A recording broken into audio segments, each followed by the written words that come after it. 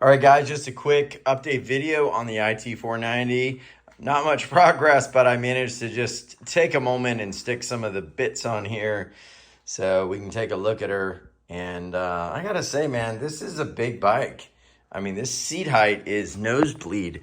I gotta measure it, but it's definitely very high. I do have to adjust the preload, but I'll tell you, it is a big bike. And I've got, CR500s and WR500s and a lot of different bikes, but she's big. I think the wide seat kind of makes it feel, a little more bulky than some of the more slimmer models, but yeah, it's exciting. It's nice to see it come together, and it's nice to just enjoy it for what it is, right?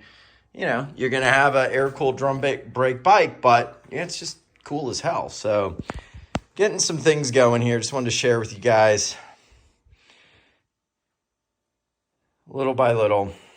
Clutch pull is definitely pretty stout on this thing. A lot like my 550 KTM.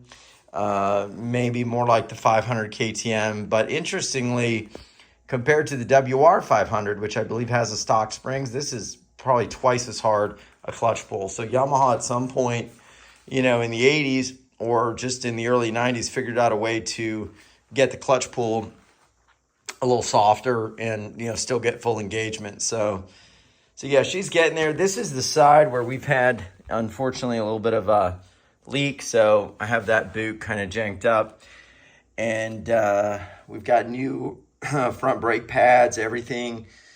I had to actually shave them down a bit to get the brake drum to rotate freely, and I'm gonna have to readjust this arm a little bit because my new brake lever is a little too short, so I'm gonna have to basically move this up on the spline, both of these, but we're getting there. I've got some other things here, not as pretty on this side, obviously, because we don't have, the plastics on, and we don't have the little decal placed. One of our subscribers was mentioning that these tend to break, and I'm thinking the reason is that for whatever reason, either this is too small or it's being stretched too much at this point in the fork tube. So the trick, I would assume, so this doesn't crack, is to bring it down a bit and make sure that when you're bringing these two ends together, you're not stretching the plastic. So that might mean you have it kind of down here, or you just need to put a spacer right here and bring it up. And that's probably what I'm going to do, because I'm noticing there's a good bit of gap when you try to cinch that in. If you look at this, most of the pictures I see, these are pretty high up, like about here, which makes sense. But I don't know if y'all can see, there's a good bit of gap there. And that's where if you try to force it, it's going to break. Unless you can just get some, stack some small washers and basically create like a little spacer. So, who knows? We'll have to do some research on how this was supposed to be back in the day. I don't know.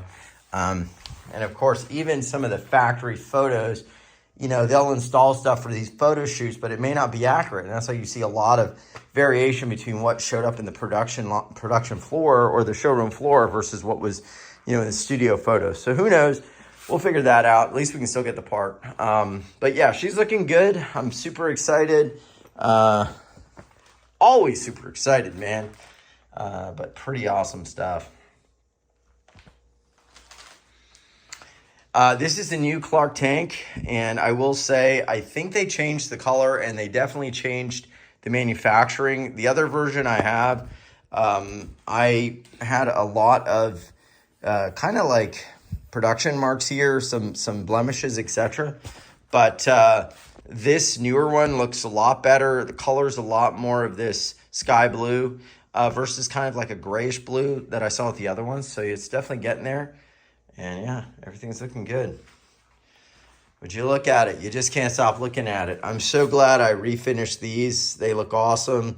All these bolts, before I put them in, I always go over them with the Prime MX finishing wheel. And it, as I said earlier, yesterday in the video, it won't take off the plating, but it will brighten up the plating. And what you don't want to do is go grinding on them, because they'll look shiny for a little while, and then they'll be all rusted. Eventually, if you're in an area of high humidity or they get wet.